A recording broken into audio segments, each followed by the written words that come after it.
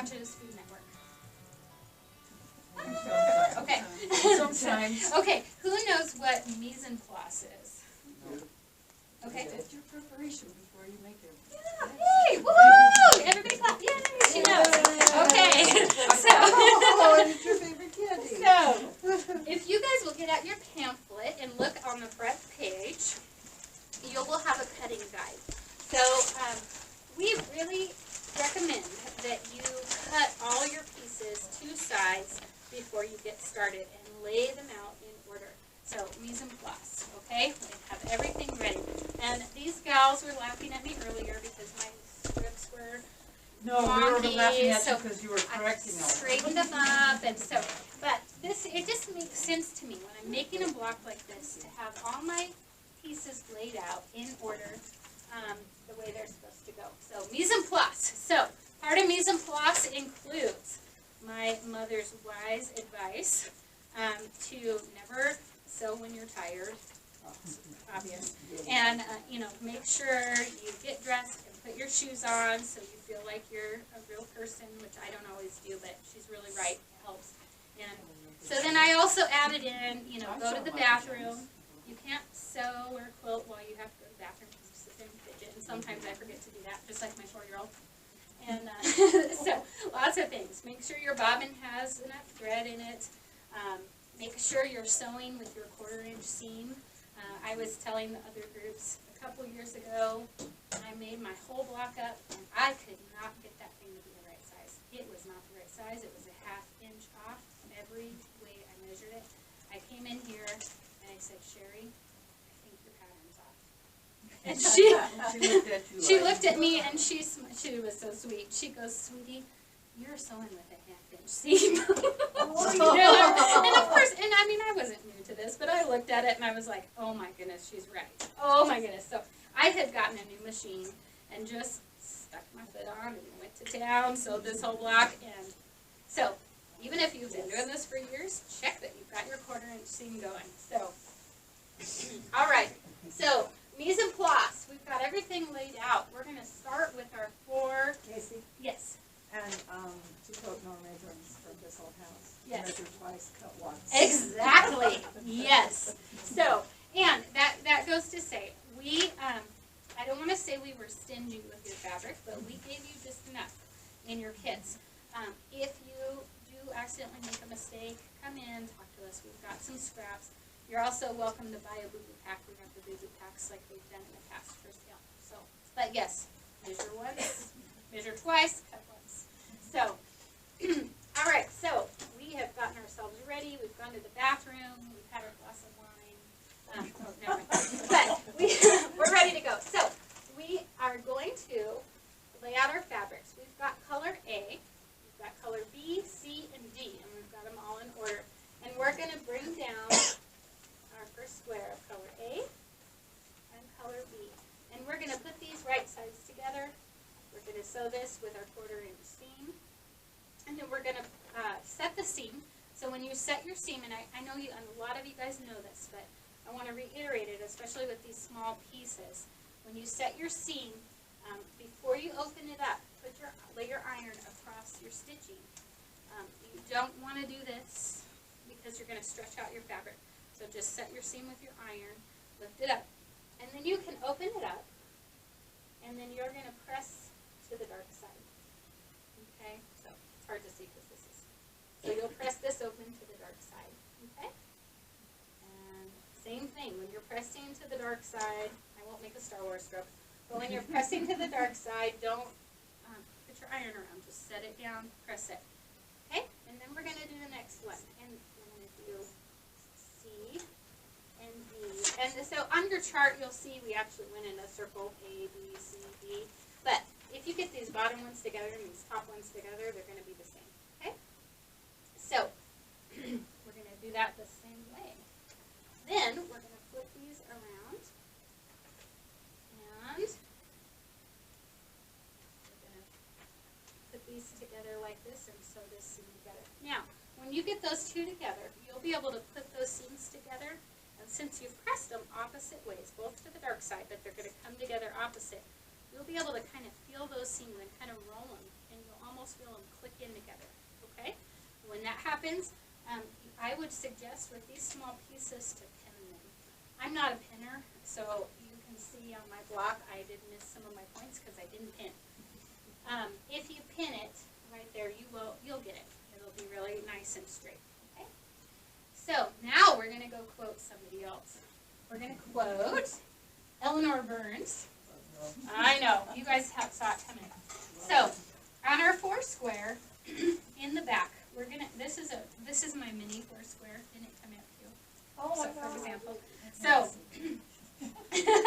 so you're gonna have this unit like this. So you're gonna have a seam that goes across this way and a seam that goes across this way. On this top, within your seam allowance, you're gonna want to take these stitches out on both sides. Okay? And I pinned this. I'll pass this around so you can see which stitches you need to take out with your seam ripper. Once you do that, you're going to be able to open your seam up in the back like this, okay? Same thing. You're going to want to press this really nice and softly. I recommend using Best Press. We love Best Press. A lot of you guys know Best Press, but it's just a light starch spray on.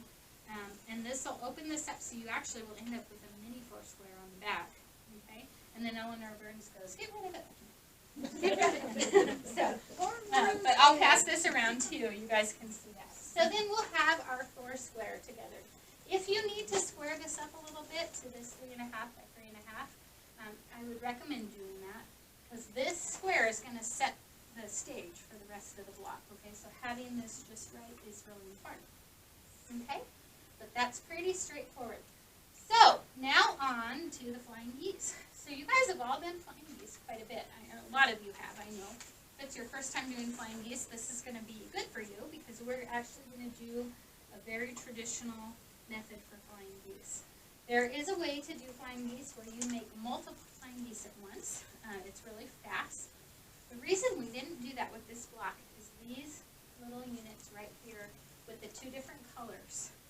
We could not easily get that fast method with the 2 different colors of fabric. So we're just going to go ahead and do this traditional way here. And we'll just carry it on to these 2 just for this block. Later on in the year, if we have more flying geese, we'll learn to do some of those other methods. We'll make more at a time.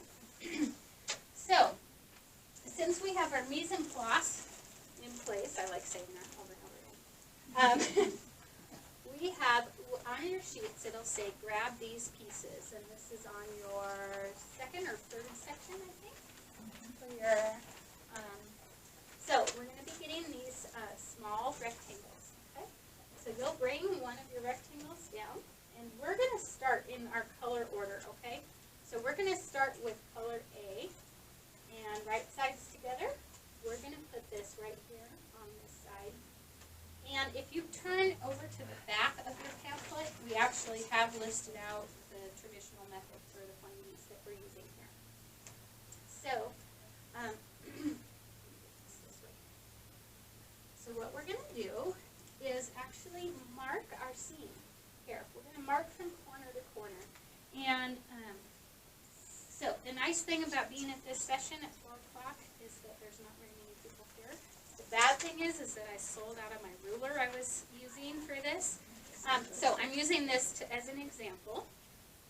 This is a 1/4 seam ruler that you can use with this if you need to.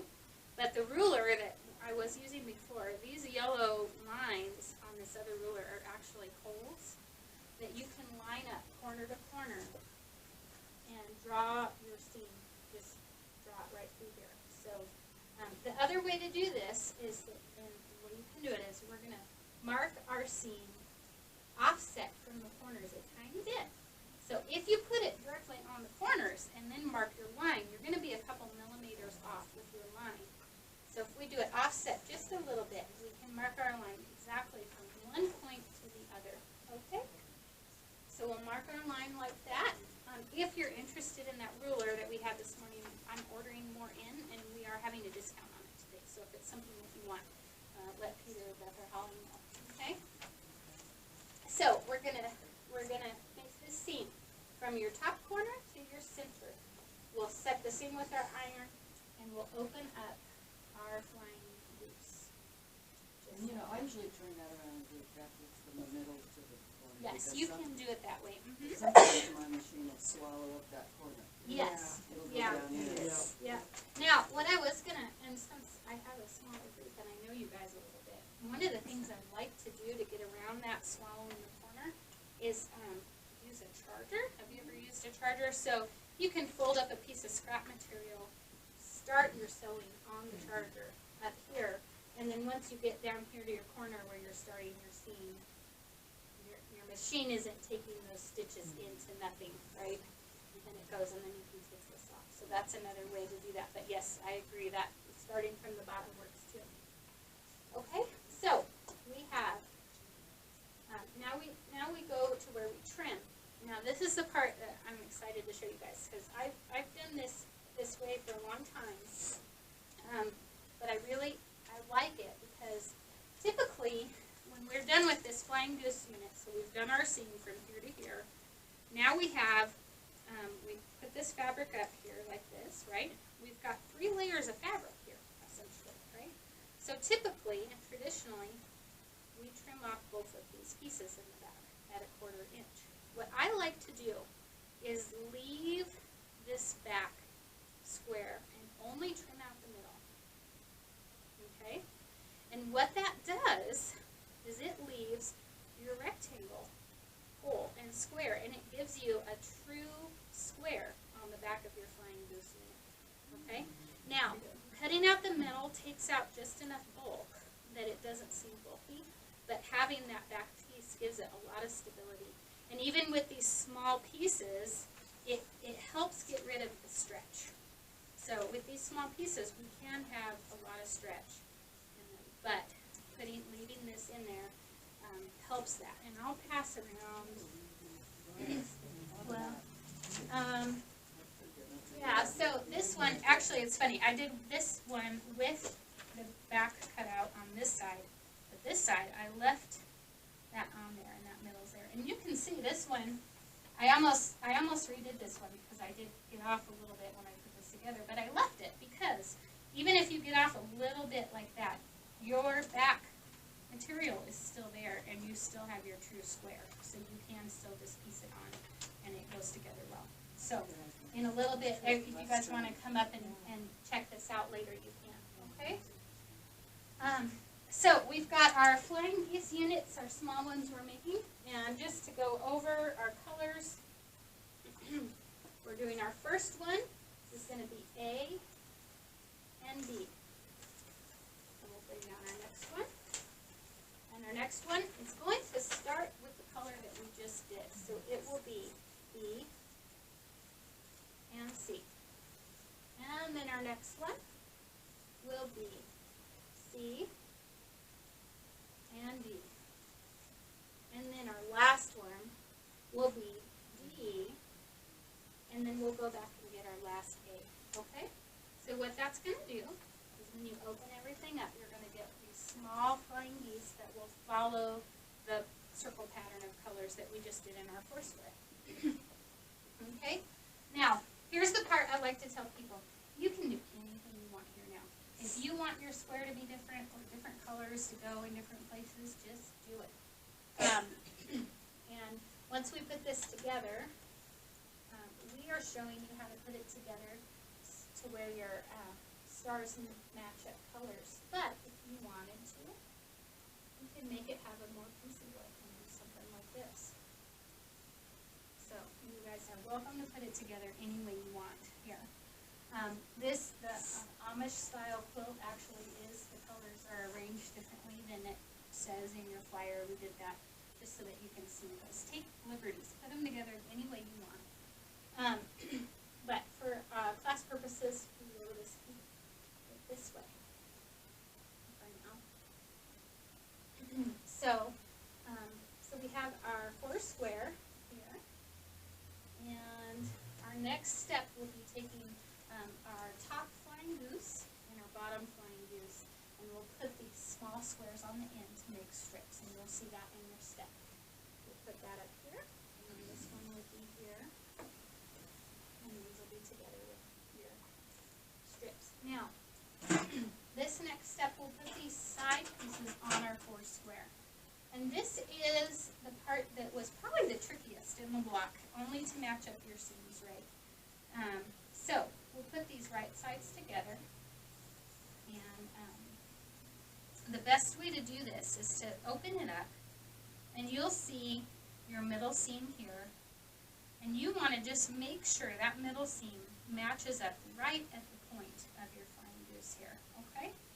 And then once you get that, pin it, because I didn't, and you can tell.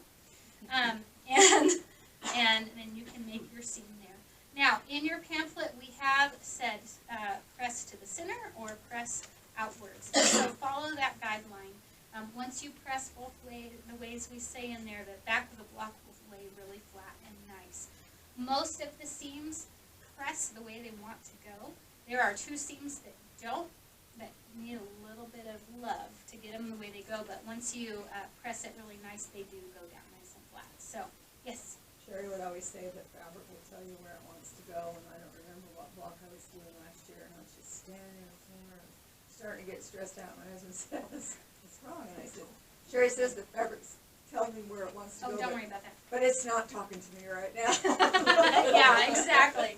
Exactly. So, and I love that, to press the way it wants to go. And with these blocks, you know, we do that the most we can. There are those 2 seams that you'll notice seem like they should go one way, but it really is best to make them go a certain way. That way when you put your whole block together, it does lay nice and flat at the end. So, we've put those together with our, okay, there we go.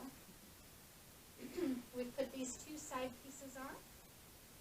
So now essentially we have 3 strips, 1, 2, 3. We'll put those together, back up your seams the same as we've been doing, and press your seams either to the center or outward, whichever direction it says. And then you've completed the center of your block. So now you can go celebrate, take a nap, take a break, or keep going, because really, this, yes, exactly. Really, this does not take very long to do. This goes together pretty quick, okay? So your next step is going to be doing your bigger flying bees. Now, if you get creative and want to do your multiple method to do these flying bees, knock yourself out, that's fine. And that will work this way if you want to, because of the, actually, I don't know if it will with the way you cut the fabric, but in your instructions, we have said to go ahead and do it this method again. And when you come up here, you can come and look at how I cut these centers out and left the back intact, if you want.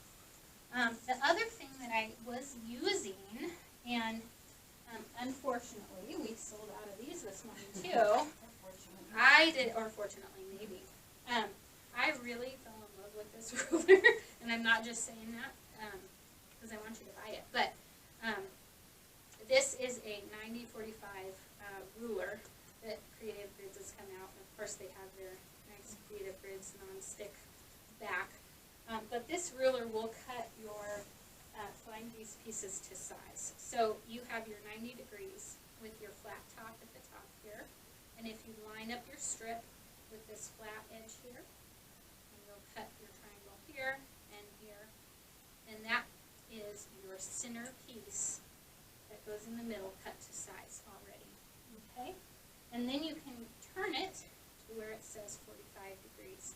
And this ruler is nice because you know your 90 and 45s because they're both the ones that have the flat edge. The tip, it doesn't have the sharp tip. So your 45 triangles go there. And where's my one? I had one cut up here. This one. It's hiding. But same situation. This will be a square or a strip. And you just line it up and make sure you keep your flat edge of your fabric lined up with this flat edge of the ruler. And then you would cut your triangle there. And then this piece, so this piece will fit exactly on this flat part of this triangle, like that. You put your 1/4 inch seam there. It looks a little funny, these little edges here, but once you sew with your 1/4 inch seam and you unfold it, you come out with like this perfect flying goose. It's pretty cool. They call it a no-waste ruler because essentially you can take a strip of material and you cut one triangle and then you flip it and you cut your next triangle and you flip it and cut your next triangle. And the same with the 45. So if you have a strip of fabric, you can flip it and you flip it and just kind of as you go, and then the whole strip has no waste and you don't cut off those ears. Now, of course, yeah, when you put this together, you won't have that back piece like I was talking about in this unit. So you will have a little more stretch. But the nice part of this is that it is like true to size. I mean, it just comes out really slick. So, you guys, and I've done some of the flying piece unit with the ruler over there. So afterwards, you guys can come up and look at this that way. So we've done all of our big flying geese, and same thing. We're going to do strips. Strip on the bottom, strip on top. We're going to add this to our center square here. And you know, this you'll need to just match, you know, you can kind of match your seam up to the center. You can even put a ruler line here and make sure you're lining it up to the center seam. Okay? So put that on there. And this one will be a little more forgiving too because it's a dark fabric on the dark fabric, same fabric. In there.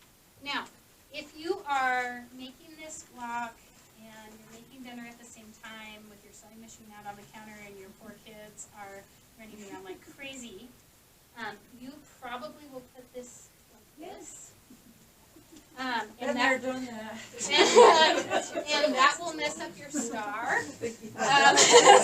No wine, no yeah, kids, yeah. just done it. So, yeah, I wasn't telling you about the glass of wine that was in there too. But then, you know, if you do that, take it out, switch it around. One thing I was telling myself as I did this, because for some reason, every time I was trying to sew this block together, I wanted to put these darn things this way. I don't know why. But your point points to the center. So I just thought, point to the heart, right? Point to the center. You'll be able to line it up and just make sure you have it pointing the right way. So, all right, lastly,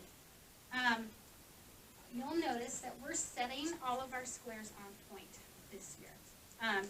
So these are our finished blocks are turned.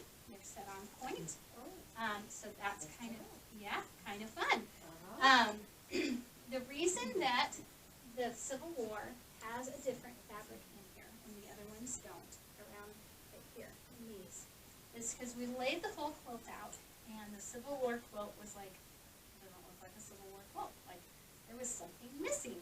And so we looked in some books, and Michelle, you guys know Michelle, was helping out. We were just talking, and then she said, you know, I bet we need a little more variety with our background fabric.